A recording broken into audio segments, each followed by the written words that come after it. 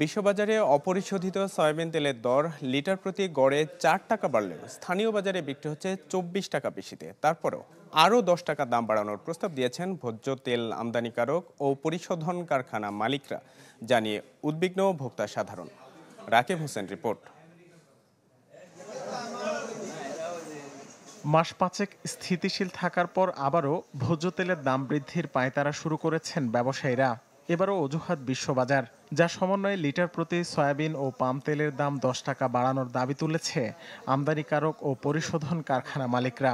গভর্নমেন্টের উচিত এটাকে আর না বাড়ানো, কি বললেন, গভর্নমেন্ট এটা হস্তক্ষেপ করা দরকার। বাড়ার কথা যদি বলে আন্তর্জাতিক ওই দেখা যায় 1 সেকেন্ডের মধ্যে বেড়ে যায়, আর কমলে 6 মাস কমার দামটা আসে নাই। সবশেষ সিদ্ধান্ত অনুযায়ী বর্তমানে প্রতি লিটার বোতলজাত সয়াবিন বিক্রি হচ্ছে 189 টাকায়।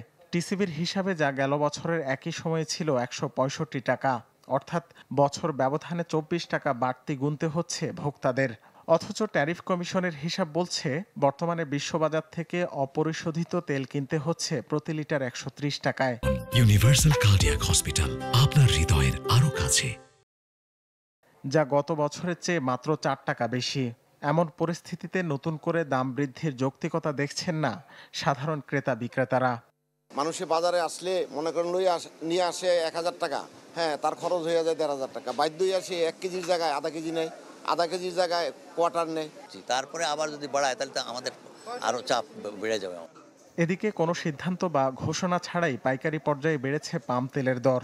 খুচরা বিক্রেতারা বলছেন সপ্তাহ খানেকের ব্যবধানে গ্রাম প্রতি যা অন্তত 2000 টাকা, ফলে লিটারে 6 টাকা বাড়লেও সেই প্রভাব নেই খুচরা পর্যায়ে। এখন হঠাৎ করে কইতে আছে কোম্পানি তেল দেয় না, তেলের দাম বেশি, এই কথা বললে আমরা স্লিপ সংগ্রহ করে রেখে দিছি। তারা একটু বাড়তি নিচ্ছে টাকা আমাদের কাছ থেকে, আর আমরা তো কাস্টমারের একটু ছাড় দিতে হয়, গায়ে রেডি বিক্রি করা যায় না, তাহলে আমাদের প্রফিটটা কমে গেল না অনেক। বাণিজ্য মন্ত্রণালয়ের সবশেষ তথ্য অনুযায়ী বর্তমানে আন্তর্জাতিক বাজারে প্রতি টন সয়াবিন তেলের দর $1111। রাকিব হোসেন, চ্যানেল 24, ঢাকা।